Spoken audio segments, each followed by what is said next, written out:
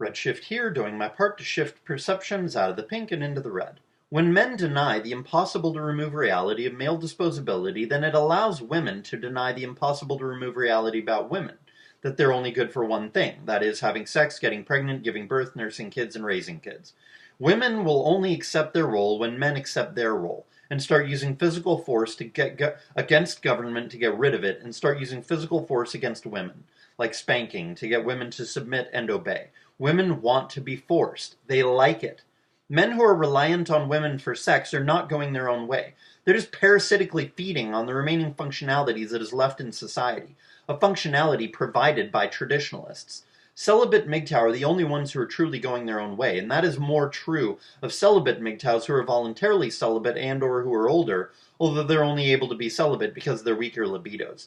The only way to get sex is to force women to give you sex. Otherwise, women will just keep supporting the most powerful, most ruthless, most evil top 0.1% men, or 0.01% men, as those top men enslave and impoverish and effeminize and destroy the rest of men.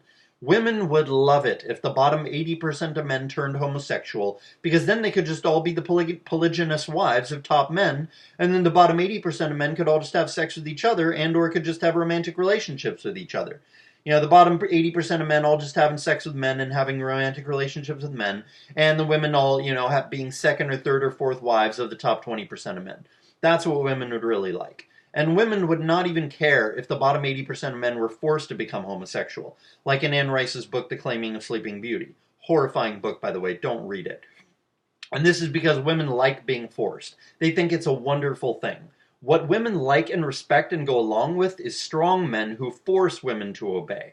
Women want men to be either number one, strong, or number two, die or become homosexual or something, so the women don't have to give weak men sex, don't have to listen to weak men, don't have to comfort weak men, don't have to spend their lives cohabitating with weak men, etc.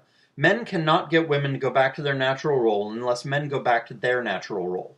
And some people will say that women will never be destroyed the way that men are because of just being able to give sex to top men, but the truth is that if men do not fight back against the government, then most men will ultimately be killed and women will be allowed to live, but women will probably be treated way worse than they're treated now, because males will be rare because only the top 1% of men will be alive, or the top 5% or the top 0.5% or whatever. However many men, the elites choose to let live. And women will be very abundant, and what is rare is valuable, and what is abundant is not valuable. So women will be given the basics of life, but that's it, right? And so they'll have to provide very degrading sex to those top men, whenever those top men want it, and the majority of women will get no love and few, if any, children.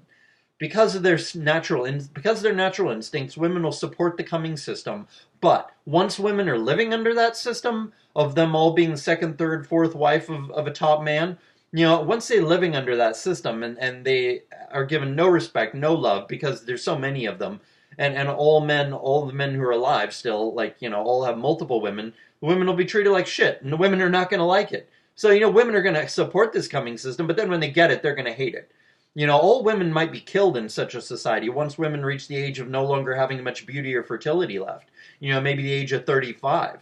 That could easily be such a society after they kill off, 80 or 99 or 99.99% of the men and none of the women. They could easily, kill women at the age of 35 because those guys just view women as sex objects. Those top guys, that's all they view women as anyway, for the most part. And they're going to view them even more just as sex objects once all the women, are super abundant and therefore less valuable compared to the amount of guys that there are. So yeah, they might start killing women at the age of 35, and just churn and burn them. You know what I mean? Like that. Like, it's crazy. Like, they could have the woman be like a sexual partner for them for 2-3 years and then pass her on to another guy and then he gets a woman from a different guy for the next 2 or 3 years and just go on like that until she's 35 and then kill her.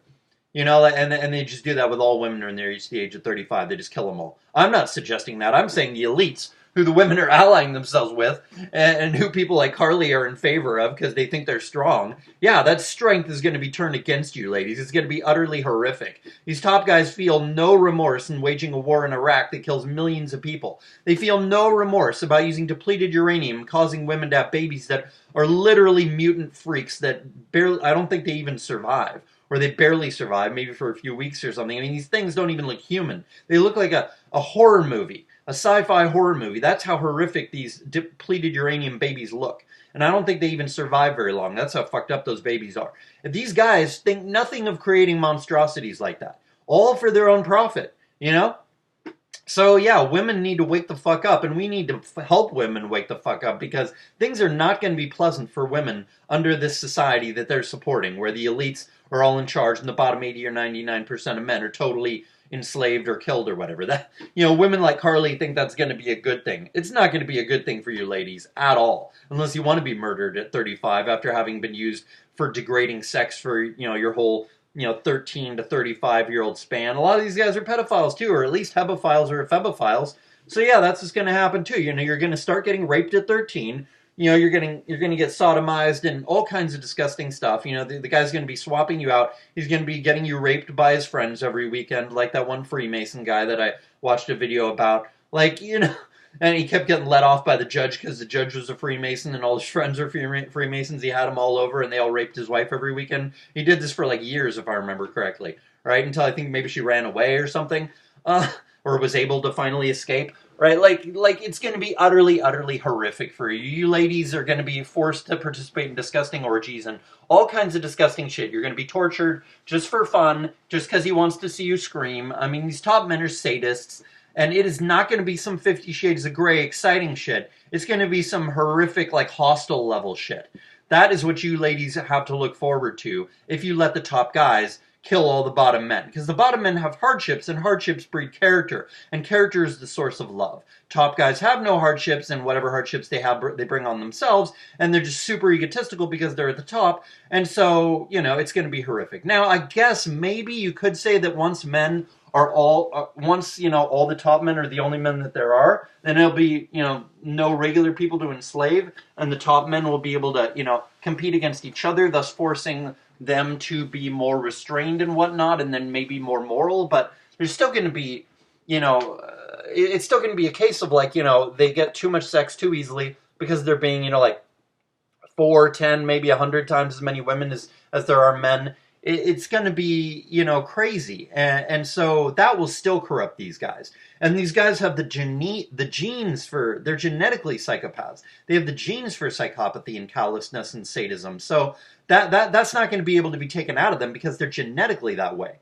Because those genes rise to the top. So a lot of those guys at the top, most of them, are sadists and callous and psychopaths. So, you know, no matter how much hardships they have, they're still not going to become loving, kind, good individuals. So, yes, you will still be under a horrific system, ladies. And the, you know, price reflexivity, or whatever you might want to call it, immorality, is not going to save you because these guys are genetically evil. And so there's no fixing that. You know, so you ladies have horrific, horrific things to look forward to if you keep taking the side of top men and let the top men enslave and kill all the regular men. And we men need to realize that women are never going to take our side unless we show strength, because women, they just ally themselves with whoever's strongest. They always, you know, they don't see rationality. They don't have compassion. All they do, you know, the only people they have compassion for are their kids and the guy who takes their virginity and their father and maybe their brothers and stuff. That's about it. You know, they don't have compassion for regular men. They really fucking don't.